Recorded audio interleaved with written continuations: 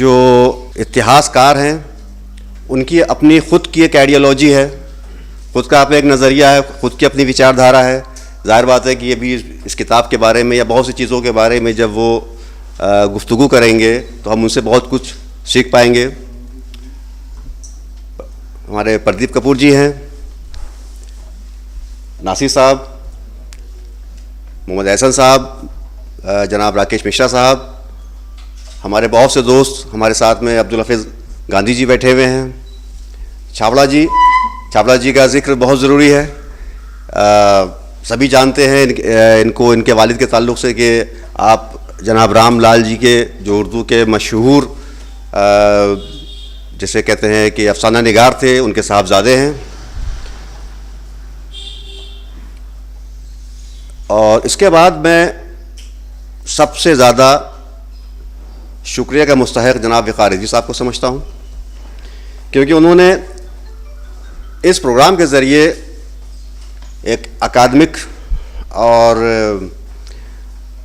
जिसे कहते हैं एक संजीदा सीरियस गुफ्तगू का एक प्लेटफार्म मुहैया कराया है। मैं इनका बहुत ही मशकूर हूँ। उबैद नासिर साहब के बारे में बहुत कुछ अभी कह दिया गया है। आप एक सीनियर सहाफ़ी हैं, कलम निगार हैं, सहाफ़त के मैदान में आप एक रिपोर्टर से लेकर मुदीर तक आपने बहुत लंबा सफ़र तय किया है। आप एक प्रोलिफिक राइटर हैं, वर्सेटाइल राइटर हैं। हम सब इनसे मुस्तफ़ीद होते रहते हैं, ख़ासकर इनकी जो कॉलम आते रहते हैं, मज़ामीन होते हैं, और ख़ासकर सोशल मीडिया पे भी आप काफ़ी एक्टिव हैं। हमारी इनकी जो मुलाकात है उसके लिए हम तो फेसबुक के मरहून मिन्नत हैं, उसके शुक्रगुज़ार हैं कि बिलखुसूस जो हमारी ख़ास वैसे तो गायबाना मुलाकात थी, लेकिन जो मुलाकात हुई है वो फेसबुक के ज़रिए हुई है। और फेसबुक के ज़रिए हमारे बहुत से दोस्त यहाँ पर मौजूद हैं, त्रिपाठी जी मौजूद हैं और नदीम भाई भी तो हैं ही हैं। तो ये बता दें कि हम लोगों का फेसबुक के ज़रिए जो एक ग्रुप बना हुआ है बैठ की, और तकरीबन हम लोग हर इतवार को एक मीटिंग करते हैं जिसमें हम जो हैं ख़ासकर सियासी, समाजी और जितने भी ज़रूरी अमूर हैं उन पर हम लोग गुफ्तगू करते हैं। वो गुफ्तगू हमारी बहुत संजीदा भी होती है, हल्की फुल्की भी होती है। इस किताब के बारे में कुछ आगे बात करने से पहले मैं इस किताब की जो एक ख़ास खुसूसियत है उसका जिक्र करना चाहूँगा। वो है इसकी लैंग्वेज, इसकी ज़बान। देखिए, आज़ादी से पहले दो तरह की धाराएं थीं ज़बान को लेकर। एक लिंग्वा फ्रैंका हमारा क्या होना चाहिए उसके ताल्लुक़ से, एक जो नज़रिया ये था कि एक क्लिष्ट संस्कृताइज हिंदी हो, बिल्कुल शुद्ध रूप से वो एक हो। दूसरी तरफ से एक ज़ोर ये था कि नहीं साहब, एक पर्सनाइज्ड उर्दू हो। बाबा कौम गांधी जी, जिनके बारे में हम कह सकते हैं कि वो एक इंक्लूसिव सियासत के रहनुमा को ही आगे बढ़ा रहे थे, उनका नज़रिया कुछ अलग था। उनका था कि एक ज़बान जो होनी चाहिए वो आम फहम होना चाहिए, जिसको आदमी आसानी से समझ सके। और उसके लिए वो जिसको हम लोग आज हिंदुस्तानी कहते हैं, वो उस हिंदुस्तानी के हक़ में थे कि ये राइज की जाए। इस किताब के ज़रिए जो इन्होंने नासिर साहब ने जो लैंग्वेज का इस्तेमाल किया है, जिस तरह की भाषा उन्होंने इस्तेमाल की है, मैं समझता हूँ कि इसके ज़रिए उन्होंने गांधी जी को ख़राज अक़ीदत भी पेश किया है।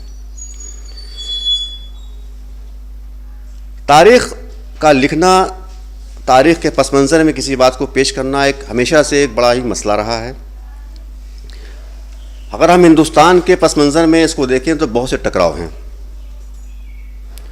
बिलखुसूस ये होता है कि हमारी जो तारीख़ है जो लिखी गई है, उससे जितने भी ट्रेंड्स हैं वो कहीं ना कहीं से जाकर जो कॉलोनियल थिंकिंग थी उससे जिसे हम कहते हैं कि प्रभावित या उसके ज़ेर असर नज़र आते हैं।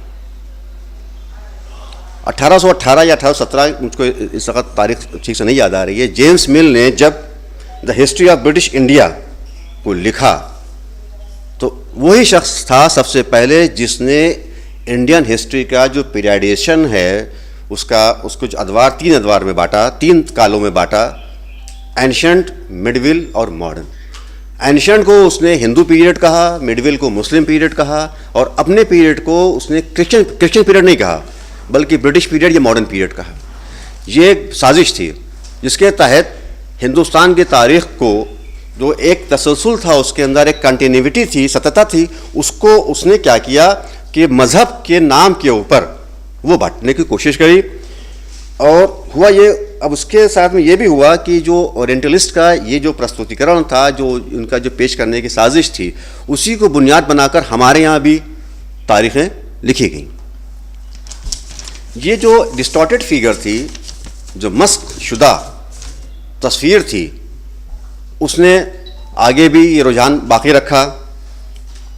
इसका असर ये हुआ कि 20वीं सदी में, चाहे वो सर जादूना सरकार हों या रे चौधरी हों, ये जो तारीख हमारे सामने आई तो उसने एंशिएंट और मिडिवल पीरियड का इस तरह से क्लासिफाई किया कि दो कौमें वैरिंग स्टेट्स के सूरत में सामने नजर आने लगी, जिसने आगे बढ़कर टू नेशन थ्योरी का रुख इख्तियार कर लिया। देखिए, इतिहास चाहे किसी भी दौर का हो, उसके लिए एक साइंटिफिक अप्रोच होनी चाहिए, एक सेंस ऑफ हिस्ट्री होना चाहिए। और जो इतिहास लिख रहा है, इतिहास के पस मंज़र या कुछ वाक़यात को इतिहास के तौर पर पेश कर रहा है, तो उसको चाहिए कि फैक्ट्स का ऑब्जर्वेशन बहुत ही ईमानदारी से करे, बहुत ही ईमानदारी से उसको पेश करे। और ख़ासकर जो कंटेम्प्रेरी हिस्ट्री है, जो जिसको हम लोग समकालीन इतिहास कहते हैं, इसकी अपनी लिमिटेशंस हैं, इससे बहुत सी परेशानियां हैं, उसके लिखने में बहुत ही एहतियात की ज़रूरत होती है। किताब के ताल्लुक़ से जो बात अहम है वो ये है कि किताब एक रिपोर्टर ने, एक सहाफ़ी ने लिखी है, और उसमें जहाँ उन्होंने सहाफ़त की जो तकाज़े हैं उसको तो पूरा किया ही किया है, बल्कि साथ में स्कॉलर को किस तरह से वाक़यात को, तथ्यों को पेश करना चाहिए, उस पर भी पूरी ईमानदारी से काम किया गया है। किताब का जो अवलीन हिस्सा है, जो टू नेशन थ्योरी है, दो राष्ट्रीय दो कौमी जो नज़रिया है, उसके पस मंज़र में काफ़ी बातें इसमें करी गई हैं। और पूरा जो है इसमें एक पार्ट में सही तौर के ऊपर उन्होंने जो पाकिस्तान की जो वाक़यात हुए हैं कि किस तरीके से जिना का जो तसव्वुर था पाकिस्तान का, उसको मस्क करके, उसको उसके साथ में जो ज़्यादतियाँ करते हुए किस हाल में जनरल ज़िया-उल हक़ ले गए, उसका बहुत ही खूबसूरती से जिक्र किया गया है। चाहे वो जनरल अयूब का जिक्र हो, चाहे वो 1971 के वाक़यात हों, उसको आप पढ़िए तो उसमें आपको एक नज़रिया है वो ऐसा मिलेगा कि आपको लगेगा कि हाँ, ये वाक़यात जो हैं जिस तरीके से पेश हुए होंगे, हकीकत में ऐसे ही पेश हुए हैं। कश्मीर के मसले के ऊपर भी कुछ बातें हुई हैं, कुछ बातों को लेकर हमारे इस किताब से जैसे कहते हैं कि भाई मैं मुत्तफ़िक़ नहीं हूँ, बिलख़ुसूस नेहरू के बारे में कि भाई किताब में है कि भाई नेहरू को मामले को इसको इंटरनेशनलाइज नहीं करना चाहिए था। मैं इस बात से मुत्तफ़िक़ नहीं हूँ। कश्मीर का मसला देखिए ऐसा है कि 1819 में ये सिखों के कब्ज़े में जाता है और 1846 के आसपास में ये वहाँ पे महाराजा हरी सिंह जो हैं वो इसको ख़रीद लेते हैं, शायद ग़ालिबन 75 लाख रुपए में। 1819 और 1846 के जो वाक़यात हैं वो देख लीजिए, और 1846 से लेकर 1947 तक के जो वाक़यात पूरे हैं कि मॉडर्न टाइम में मज़हब की बुनियाद पर, धर्म की बुनियाद पर जितनी ज़्यादतियाँ हिंदुस्तान के किसी इलाके में नहीं हुई जितनी वहाँ के ऊपर हुई। लेकिन 1930 के आसपास जब वहाँ के ऊपर वो अपनी आज़ादी की तहरीक चलती है, उस तहरीक में आपको उसकी कहीं भी परछाई नहीं मिलेगी कि वो उसके जो उनके साथ ज़्यादतियाँ हुई हैं कश्मीरियों के साथ में, वो उसकी रद्द अमल में उन्होंने कोई तहरीक चलाई हो। बल्कि आप बहुत बगौर पढ़िए उसको तो उसमें आपको लगेगा कि नहीं, ये पूरी तहरीक जो है शेख अब्दुल्ला ने चलाई थी वो गांधीयन थॉट, गांधीयन फ़िलासफ़ी से ही प्रभावित थी। और नेहरू का जो एक कॉन्सेप्ट था सेकुलरिज्म का और सोशलिज्म का जो कॉन्सेप्ट था, उनका जो फ़लसफ़ा था, उससे ही ये प्रेरित है पूरी तरीके से।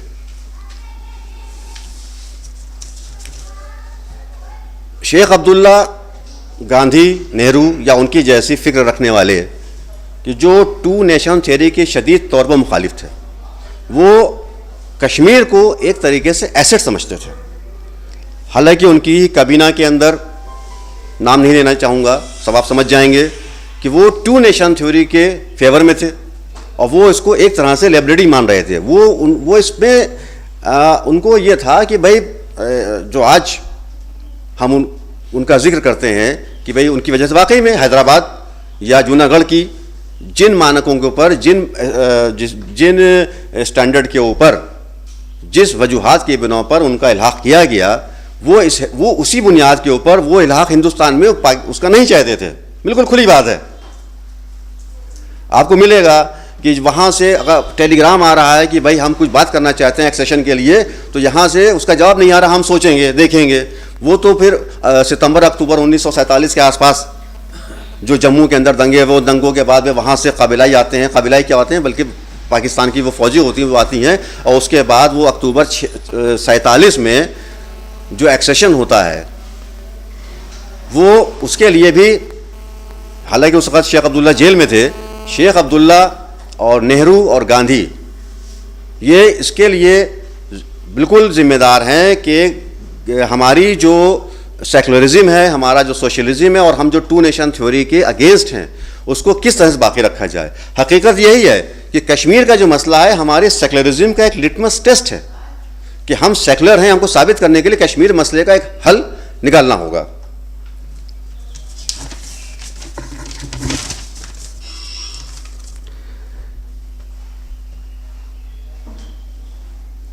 इस किताब में बहुत ही संजीदगी से, बहुत ही शालीनता के साथ में, जो बहुत से अंधेरे हैं हमारी मॉडर्न हिस्ट्री के, अपने नज़रियात को किनारे रखते हुए भी उन्होंने बहुत ही खूबसूरती से, बहुत अच्छी तरीके से उन अंधेरों को उजागर किया है। ख़ासकर इमरजेंसी के अंदर के दौरान जो ज़ातियाँ हुई हैं उनका जिक्र है। पंजाब के अंदर किस तरीके से एक अपनी मुखालिफ पार्टी को कमज़ोर करने के लिए वहाँ के ऊपर फंडामेंटलिज्म को, सिख फंडामेंटलिज्म को बढ़ावा दिया गया, उसका जिक्र है। ऑपरेशन ब्लू स्टार का जिक्र है। असम में जो कत्लेआम हुआ उसका भी जिक्र है। और बिल्कुल साफ तौर पर लिखा है कि सॉफ्ट हिंदुइज्म की जो बुनियाद है वो इमरजेंसी के बाद किस तरीके से पड़ी और उसका एक्सटेंशन इंदिरा गांधी के कत्ल के बाद कैसे आगे किया गया। राजीव गांधी का जहां इन्होंने तारीफ करी है बिलखुसूस एंटी डिफेक्शन लॉ के ताल्लुक से, कंप्यूटर जो क्रांति है, जो इनकलाब आया उसके ताल्लुक से, पंचायत राज का जो क़याम हुआ यहाँ के ऊपर उसके ताल्लुक से इन्होंने तारीफ़ करी है। लेकिन वहीं के ऊपर जो प्रेस बिल या शाहबानो केस या अयोध्या के मामले को लेकर जो गलतियाँ हुई हैं उसकी भी निशानदेही करी है।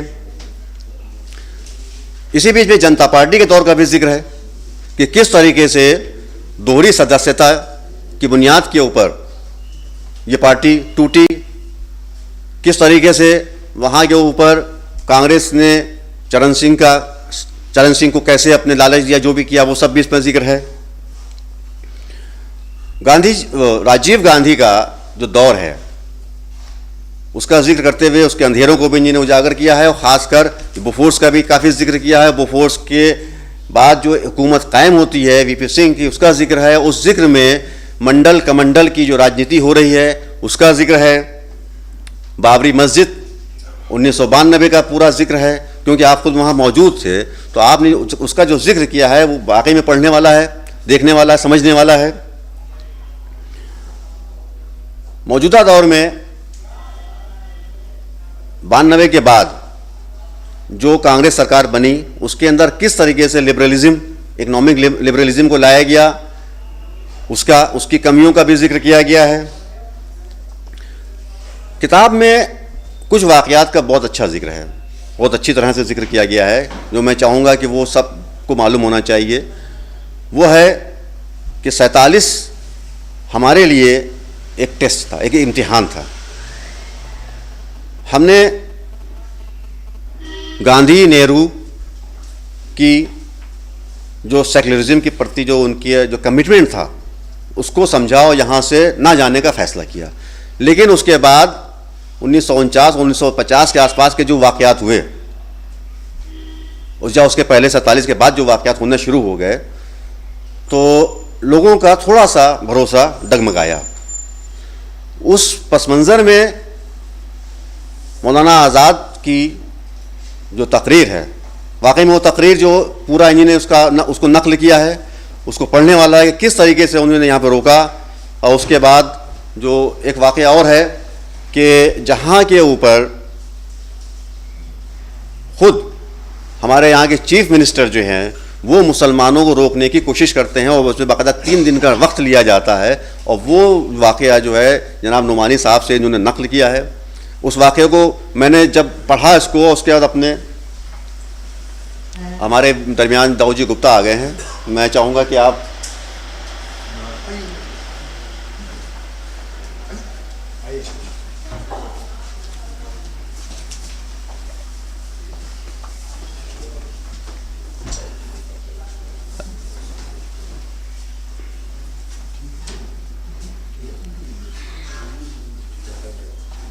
इसके बाद मैं उसका जिक्र करते हुए मैं ये कहूँगा कि किताब आज के दौर के हिसाब से बहुत ही ज़रूरी, इसको पढ़ा जाए। कुछ जहाँ पर हो सकता है कि आपको कुछ चीज़ें ऐसी लगें कि किताबत में या कंप्यूटर जो पैराग्राफिंग जो कंपोजिंग होती है उसमें कुछ गलतियाँ उसमें हो सकती हैं लगें, लेकिन उसको नज़रअंदाज कर दीजिए।